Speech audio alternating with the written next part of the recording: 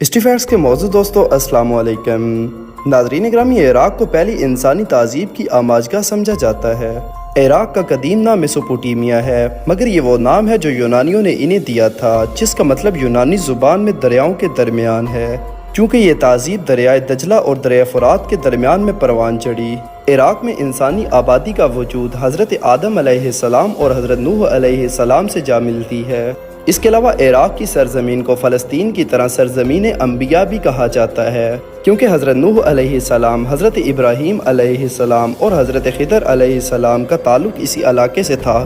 اس کے علاوہ پیغمبر اسلام حضرت محمد صلی اللہ علیہ وسلم کے پیارے صحابہ نے بھی اس علاقے پر حکمرانی کی ہے، جن میں حضرت عمر رضی اللہ تعالیٰ عنہ، حضرت علی رضی اللہ تعالیٰ عنہ اور حضرت خالد بن ولید رضی اللہ تعالیٰ عنہ کے علاوہ حضرت سعد ابن ابی وقاص کا نام بھی تاریخ کی کتابوں میں ملتا ہے۔ ناظرین گرامی، اس ویڈیو میں ہم آپ کو بتائیں گے عراق کی مکمل تاریخ کے بارے میں۔ آپ سے گزارش ہے کہ اگر آپ چینل پر نئے ہیں تو چینل کو سبسکرائب کر لیں، جبکہ ویڈیو کو آخر تک ضرور دیکھیں۔ ناظرین گرامی، عراق ایشیا کا ایک اہم عرب اور مسلم ملک ہے۔ سرکاری طور پر جمہوریہ عراق مشرق وسطیٰ کا ایک ملک ہے۔ یہ ایک وفاقی پارلیمانی جمہوریہ ہے جو 19 صوبوں پر مشتمل ہے۔ اس کا قدیم نام میسوپوٹیمیا ہے۔ عراق تیل کے ذخائر میں دنیا میں دوسرے نمبر پر ہے۔ عراق کے جنوب میں کویت اور سعودی عرب، مغرب میں اردن، شمال مغرب میں شام، شمال میں ترکی اور مشرق میں ایران کا علاقہ کردستان واقع ہے۔ عراق کو ایک محدود سمندری رسائی بھی حاصل ہے جو خلیج فارس کے ساحل کیسر پر ہے، جو بصرہ سے قریب ہے۔ عراق دنیا کے قدیم ترین ممالک میں شامل ہے، جس نے کئی تہذیبوں کو جنم دیا۔ فلسطین کی طرح اسے سرزمین انبیاء بھی کہا جاتا ہے۔ عراق سلطنت فارس کا حصہ تھا اور یہ خلیفہ ثانی حضرت عمر رضی اللہ تعالیٰ عنہ کے دور خلافت میں اسلامی لشکر کے ہاتھوں فتح ہوا۔ دارالحکومت اور سب سے بڑا شہر بغداد ہے۔ زیادہ تر عراقی مسلمان ہیں۔ اقلیتی عقائد میں عیسائی، یزیدی، زرتشتی مذاہب شامل ہیں۔ عراق کی سرکاری زبانیں عربی اور کرد ہے، دوسری زبانوں میں مخصوص علاقوں میں بولی جاتی ہیں۔ عراق آبادی کے لحاظ سے دنیا کا 33واں سب سے بڑا ملک ہے۔ سن 2003 میں امریکہ نے عراق پر قبضہ کر لیا تھا اور آج بھی در حقیقت امریکہ ہی کی اس پر حکمرانی ہے۔ قدیم تاریخ میں پتہ چلتا ہے کہ دریائے دجلہ اور دریائے فرات جو عراق کے مشہور دریا ہیں، ان کے درمیان کی ایک وادی انتہائی زرخیز ہے اور اس میں 7 سے 9000 سال سے بھی پرانے آثار ملتے ہیں، جن میں سمیری، اکادی، اسریا اور بابل کی تہذیبیں بھی اس علاقے میں پروان چڑھی اور اسی علاقے میں فنا ہوئی۔ عراق کا پرانا نام میسوپوٹیمیا اسی سے منسوب کیا جاتا ہے۔ میسوپوٹیمیا ایک تہذیب کا گہوارہ تھا جس نے تحریری نظام، ریاضی، وقت کا نظام، تقویم، علم نجوم اور قانون میثاق کو دیکھا۔ بعد میں عباسی خلافت کے دور میں بغداد دارالحکومت اور سب سے بڑا شہر بن گیا۔ اسلامی سنہری دور کے دوران یہ شہر ایک اہم ثقافتی اور فکری مرکز میں تبدیل ہوا اور اس نے اپنے تعلیمی اداروں بشمول دارالحکمہ کے لیے دنیا بھر میں شہرت حاصل کی۔ یہ شہر 1258 میں بغداد کے محاصرے کے دوران منگول سلطنت کے ہاتھوں بڑی حد تک تباہ ہو گیا۔ حضرت نوح علیہ السلام، حضرت ابراہیم علیہ السلام اور حضرت خضر علیہ السلام کا تعلق اسی علاقے سے تھا اور انسانیت کے باپ حضرت آدم علیہ السلام نے بھی اس کے شہر کرنا کو اپنا وطن بنایا تھا۔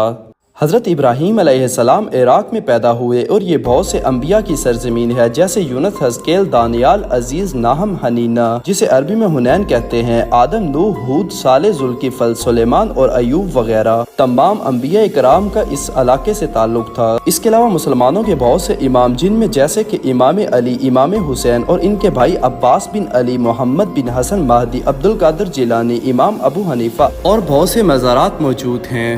عراق کی جدید تاریخ بتانے سے پہلے آپ کو اس کی قبل از تاریخ بتاتے ہیں۔ عراق قدیم ترین انسانوں کی رہائش گاہ تھی۔ طوفان نوح یہیں پر آیا تھا۔ عراق سے ملنے والے آثار قدیمہ ثابت کرتے ہیں کہ زمانے قبل از تاریخ میں بھی یہاں کے لوگ باقاعدہ زبان، ثقافت اور مذہب رکھتے تھے۔ عراق کے شمال مشرق میں شانی در کے غاروں سے ملنے والے ندر تھال انسانوں کے ڈھانچوں سے پتہ چلتا ہے کہ 50 سے 60 ہزار سال پرانے ہیں، جو یہ بتاتے ہیں کہ وہ بولنے کی صلاحیت رکھتے تھے اور رسومات ادا کیا کرتے تھے۔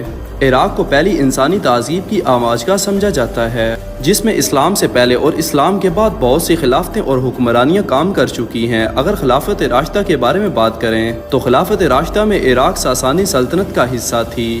सल्तनत इस्लामी खिलाफत की सरहदों तक शुरू हुई, जिसे इस्लामी फ़तह फ़ारिस कहा जाता है, और इसका आगाज़ सल्तनत के सियासी और इक़्तिसादी मरकज़ इराक़ पर मुसलमानों के हमले की फतवाहत से हुआ, जो सन 11 हिजरी बमुताबिक 633 ईस्वी में खालिद बिन वलीद रज़ी अल्लाह ताला अन्हु की क़ियादत में इराक़ पर हमला किया और फ़तह हासिल की। इस फ़तह के बाद खालिद बिन वलीद को रूमी महाज पर भेजा गया तो मुसलमानों पर फ़ारसियों ने हमला किया, जिसकी वजह से उन्हें नुकसान उठाना पड़ा। इसके बाद खलीफा दोम सय्यदना उमर बिन खत्ताब रज़ी अल्लाह ताला अन्हु के दौर में फतूहात की दूसरी लहर साद इब्ने अबी वकास की क़ियादत में सन 14 हिजरी मुताबिक 636 ईस्वी में शुरू हुई।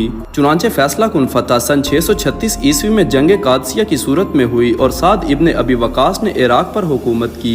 खलीफा दोम उमर बिन खत्ताब रज़ी अल्लाह ताला अन्हु के दौर में बसरा और कूफा शहर तामीर हुए। जंग जमल के बाद इमाम अली रज़ी अल्लाह ताला अन्हु ने खिलाफत के दारुल हुकूमत को मदीना से कूफा मुंतकिल कर दिया, क्योंकि इस वक्त इस्लामी रियासत की सरजमीन वस्त में ये मकाम था और इराक़ का इंतज़ाम इन गवर्नरों के ज़ेरे इंतज़ाम रहा जो मदीना में खलीफा के ज़रिए मुकर्रर किए गए थे। यहाँ तक कि चौथे खलीफा अली बिन अबी तालिब के कत्ल से पहले, जिन्होंने कूफा को अपना दारुल खलाफा बना लिया था। खिलाफत राशिदा ने 633 हिजरी से लेकर 661 हिजरी तक यहाँ हुक्मरानी की, जबकि अमवी खिलाफत ने 662 से 750 ईस्वी तक यहाँ अपनी खिलाफत का दौर गुजारा। इसके बाद शुरू होने वाले अब्बासी दौर का इख्तिताम 1258 ईस्वी में हुआ, जिसके बाद मंगोल हुकूमत का दौर शुरू होता है, जो 1257 ईस्वी से लेकर 1501 ईस्वी तक जारी रहती है, और इसके बाद सफ़वी रियासत का सिलसिला 1501 से 1785 ईस्वी तक जारी रहता है। अगर इसके साथ सल्तनत उस्मानिया को मिलाया जाए तो उनकी हुक्मरानी इस इलाके पर 1831 ईस्वी तक बरकरार रही। इसके बाद इराक़ का ज़माने जदीद शुरू होता है। जंग अज़ीम अव्वल के दौरान बरतानिया ने इस पर कब्ज़ा कर लिया। बाद में फ़्रांस और बरतानिया ने बंदर बांट करके मशरिक़ वस्ता के हिस्से बखरे किए। 1932 में अंग्रेज़ों ने इसे आज़ादी दी और हुकूमत शरीफ मक्का के भाई अमीर फैसल को तुर्कों के खिलाफ जंग लड़ने के मुआवजे के तौर पर दी, मगर इराक़ में बरतानवी फ़ौजी अड्डे बरकरार रहे और असल ताकत इसी के पास थी। जंग अज़ीम दोम के बाद अमेरिका का असर इस खित्ते में बढ़ना शुरू हो गया। 1956 में इराक़, पाकिस्तान, तुर्की, ईरान, अमेरिका और बरतानिया के दरमियान में मुआहदे बगदाद हुआ, जो मिस्र के जमाल अब्दुल नासिर और शाम के खिलाफ एक महाज बन गया। इस पर जमाल अब्दुल नासिर ने इराकी बादशाहत के खिलाफ आवाज़ उठाई, जिसका असर इराक़ में भी हुआ। 14 जुलाई 1958 को ब्रिगेडियर जनरल अब्दुल करीम कासिम और कर्नल अब्दुल सलाम आरिफ की क़ियादत में इराकी फ़ौज ने इनकलाब बर्पा किया और इराकी बादशाहत का खात्मा कर दिया। उन्होंने इराक़ को जमहूरिया करार दिया और मुआहदे बगदाद को कबूल करने से इनकार कर दिया। ब्रिगेडियर जनरल अब्दुल करीम कासिम और कर्नल अब्दुल सलाम आरिफ में बाद में इख्तलाफात पैदा हो गए, क्योंकि कर्नल अब्दुल सलाम आरिफ मिस्र के साथ गैर ताल्लुकात के हामी थे, मगर ब्रिगेडियर जनरल अब्दुल करीम कासिम ऐसा नहीं चाहते थे। इस वक्त कर्नल अब्दुल सलाम आरिफ को फारिग कर दिया गया। 1963 में एक और फौजी बगावत में बास पार्टी ने इक़्तिदार पर कब्जा कर लिया और कर्नल अब्दुल सलाम आरिफ को सदर बना दिया गया। यही वो पार्टी थी जिसके रुकन सद्दाम हुसैन बाद में सदर बन गए। दरमियान में कुछ वक्त के लिए इक़्तिदार बास पार्टी हाथ से निकल गया, मगर उन्होंने दोबारा इक़्तिदार पर कब्जा कर लिया। 1968 में तेल की बरतानवी कंपनी को फारिग करके एक फ्रांसीसी कंपनी के साथ मुआहिदा कर लिया गया, मगर बाद में तेल की सनत को कौमिया लिया गया। यही वो दौर था जिसमें इराक़ ने कुछ इक़्तिसादी तरक्की की जो पहले बरतानवी लूट खसूट के साथ मुमकिन नहीं थी।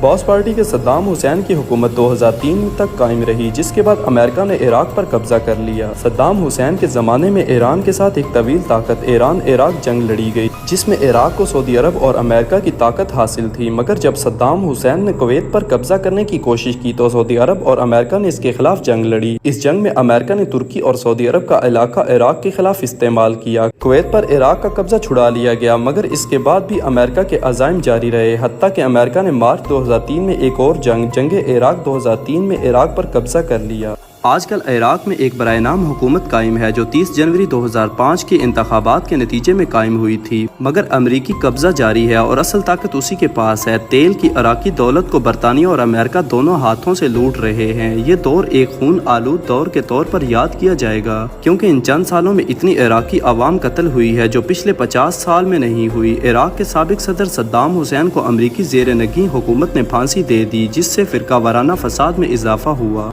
इस्तेमारी ताकतें सुन्नी शिया और कर्द मुसलमानों में इख्तलाफ को हवा दे रहे हैं, जिसका मंतकी नतीजा इराक़ की तकसीम की सूरत में निकल सकता है। इसके अलावा अमेरिका नज़रें ईरान और पाकिस्तान पर लगी हुई हैं, जो इस वक्त हर तरफ से अमरीकी अफवाज या उनके साथी हुकूमतों के दरमियान घिरी हुई हैं। इससे मशरिक़ वस्ता का नक्शा एक बार फिर बदलने का इम्कान भी है। موجودہ عراق میں شہری بے امنی نے ملک کو ہلا کر رکھ دیا ہے، جو جولائی 2018 میں بغداد اور نجف سے شروع ہوا اور ستمبر 2019 کے آخر میں دوسرے صوبوں تک پھیل گیا، کیونکہ بدعنوانی، بے روزگاری اور عوامی خدمت کی ناکامی کے خلاف احتجاجی مارچ پرتشدد ہو چکے ہیں۔ یہی وجہ ہے کہ دو سرزمین انبیاء، ایک فلسطین اور دوسرا عراق، دونوں ہی کسی بیرونی طاقت کے حصار میں ہیں، جہاں ہر روز مسلمانوں کا قتل عام کیا جا رہا ہے، لیکن اقوام متحدہ سمیت دنیا بھر میں کوئی آواز اٹھانے والا نہیں ہے۔ اللہ تعالیٰ سے دعا ہے کہ روح زمین پر جہاں کہیں بھی مسلمان آباد ہیں، اللہ تعالیٰ ان سب کی حفاظت فرمائے، اور جہاں کہیں بھی انسانیت اپنے اصلی روپ میں باقی ہو، اللہ ان سب کی حفاظت فرمائے۔ ناظرین گرامی، یہ تھی ہماری آج کی ویڈیو۔ اگر آپ کو ویڈیو اچھی لگی تو اس کو لائک اور شیئر، جبکہ چینل کو سبسکرائب کر دیجیے گا۔ آپ سے جلد ملاقات ہوگی کسی نئی معلوماتی اور تاریخی ویڈیو کے ساتھ۔ اللہ حافظ۔